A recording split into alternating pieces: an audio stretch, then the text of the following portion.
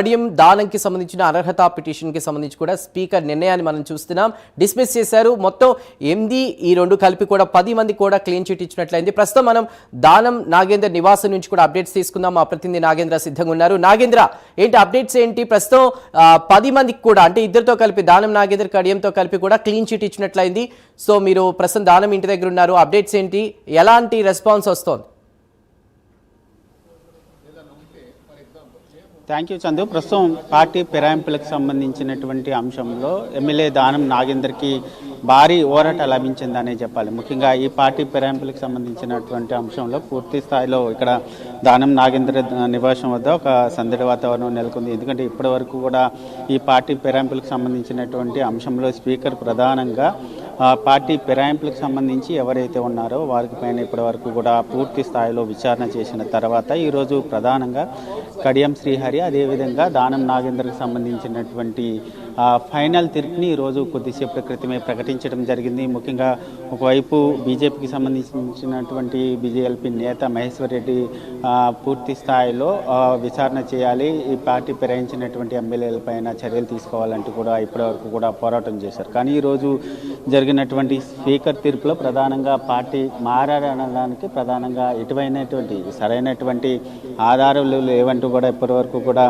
చెప్పడం జరిగింది. సరైనటువంటి ఆధారాలు లేకపోవడంతోనే మేము ప్రధానంగా ఈ కడియం శ్రీహరి కానీ అదేవిధంగా దానం నాగేంద్రకి సంబంధించినటువంటి పిటిషన్ కొట్టేశామంటూ కూడా స్పీకర్ చెప్పినటువంటి పరిస్థితి అయితే కనిపిస్తుంది. ప్రస్తుతం ఇక్కడ దానం నాగేంద్ర నివాసం వద్ద ఒక సందడి వాతావరణం అయితే నెలకొన్నటువంటి పరిస్థితి అయితే కనిపిస్తుందని చెప్పాలి.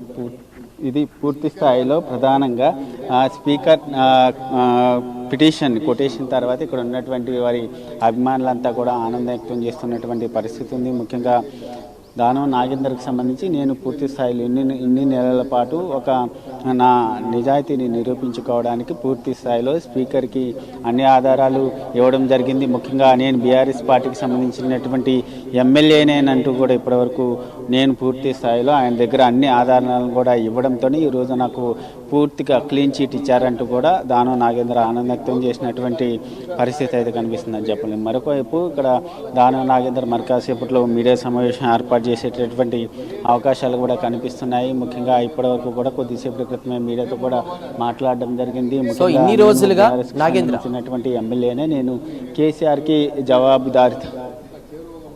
సో ఇన్ని రోజులుగా వస్తున్నటువంటి బీఆర్ఎస్ నుంచి వస్తున్న విమర్శలకి చెక్ పెట్టినట్లయిందా? ఎందుకంటే మేము ఓన్లీ ఆన్సరబుల్ టు కేసీఆర్, వారికి సమాధానం చెప్తాం. బీఆర్ఎస్లో చాలామంది చాలా మాట్లాడతారు, బట్ మేము బీఆర్ఎస్తోనే ఉన్నాం అన్నట్టు వీళ్ళు నిరూపించినట్లయిందని అనుకోవచ్చా? తప్పకుండా. ఎందుకంటే కొద్దిసేపటి క్రితం మీడియాతో మాట్లాడుతూ కూడా నేను కాంగ్రెస్కి సంబంధించినటువంటి ఎమ్మెల్యేని కాదు, బీఆర్ఎస్ పార్టీకి సంబంధించినటువంటి ఎమ్మెల్యేని, నేను ప్రధానంగా కేసీఆర్కి మాత్రమే జవాబుదారితనం అంటూ కూడా చెప్పుకొచ్చారు. ఇన్ని రోజులు నాపై ఫిర్యాదు చేసినటువంటి వాళ్ళపై మాట్లాడలేదు, అదేవిధంగా నాపై ఏ అధికారంతో ఫిర్యాదు చేశారని ప్రధానంగా దానం నాగేంద్ర ప్రశ్నించినటువంటి పరిస్థితి. దీంతోపాటు నా పైన కొంతమంది కావాలనే వ్యక్తిగతంగా ఫిర్యాదు చేశారు, స్పీకర్ పరిధిలో నేను ఏ తప్పు చేయలేదంటూ కూడా వాళ్ళు చెప్తున్నటువంటి పరిస్థితి. ముఖ్యంగా వెనక్కి వెళ్ళాల్సినటువంటి అవసరం అయితే నేను సిద్ధంగా ఉన్నానంటూ కూడా చెప్పినటువంటి పరిస్థితి అయితే కనిపిస్తుంది. ప్రధానంగా దానం నాగేంద్రకు సంబంధించినటువంటి అంశంలో స్పీకర్ ఇచ్చినటువంటి నిర్ణయాన్ని స్వాగతిస్తున్నటువంటి పరిస్థితి అయితే కనిపిస్తుంది. చెప్పండి ప్రస్తుతం సార్, చెప్పండి ఇన్ని నెలల మీ నిరీక్షణ ఈ రోజుతో తీరిపోయింది అనుకోవాలి. అంతే కదా, ఇన్ని రోజుల నుంచి జరుగుతున్నటువంటి ఒక ఏమంటారు టెన్షన్ అంటారా ఇంకోటి అంటారా, ఇవన్నీ కూడా తీరిపోయినాయి. తప్పకుండా నేను స్పీకర్ గారికి అదేవిధంగా మా వాదనని మరి ఆయన పూర్తిగా అర్థం చేసుకున్నందుకు నేను స్పీకర్ గారికి, మా సీనియర్ కౌన్సిలర్ నిరంజన్ రెడ్డి గారికి, వెంకటేష్ గారికి, సంఘవి గారికి, రోతిగి గారికి ధన్యవాదాలు. సార్, ముఖ్యంగా బీజేపీ పార్టీకి సంబంధించినటువంటి బీజేఎల్పీ నేత మహేశ్వర్ రెడ్డి కావాలనే బీఆర్ఎస్ పార్టీకి సంబంధించినటువంటి ఎమ్మెల్యేలపైన ప్రధానంగా ఆరోపణలు చేస్తూ బీఆర్ఎస్ పార్టీ బీజేపీ పార్టీ మరి ఎన్టీవీలో ఒకసారి ఉండమని చెప్పి ఒక్కసారి వాళ్ళు కలిసి పనిచేస్తున్నారనేది నేను పార్లమెంట్ పోటీ చేసినప్పుడే జరిగింది. ఇది ఇప్పుడు కూడా ప్రూవ్ అయింది. ఎందుకంటే మహేశ్వర్ రెడ్డికి ఏం సంబంధం? నా మీద కేసు వేసి ఉంటే మన కేసీఆర్ గారి తరఫున కేసీఆర్ గారు వేయాలి. కౌశిక్ రెడ్డికి ఏం అధికారం లేదు, మహేశ్వర్ రెడ్డికి అధికారం లేదు. ఇద్దరు కూడా లేమ్యాన్స్. ఆ లేమ్యాన్స్ వాళ్ళు ఏ ఉద్దేశంతో చేశారో నాకు ఇప్పటిదాకా అర్థం కాలేదు. సో లేమ్యాన్కి ఏం సంబంధం? కాబట్టి నేను దాన్ని క్వశ్చన్ చేశాను, అదే అడిగాను. నాకు కేసీఆర్ గారి తరఫున ఎక్కడ నోటీస్ రాలే, విప్ ఏం జారీ కాలేదని చెప్పాను.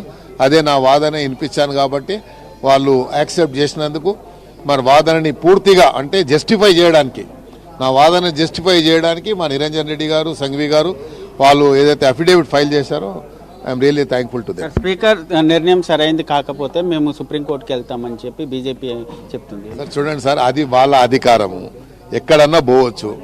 నా అధికారాన్ని నేను ఉపయోగించాను, నా ఫండమెంటల్ రైట్ని నేను ఉపయోగించాను, వాళ్ళ అధికారం వాళ్ళు చేసుకున్నారు. సార్ ఫైనల్గా కేసీఆర్కి జవాబుదారీతనంగా ఉంటారు మీరు? చెప్పాను కదా, కేసీఆర్ గారు నన్ను ఏ రోజు అడగలేదు.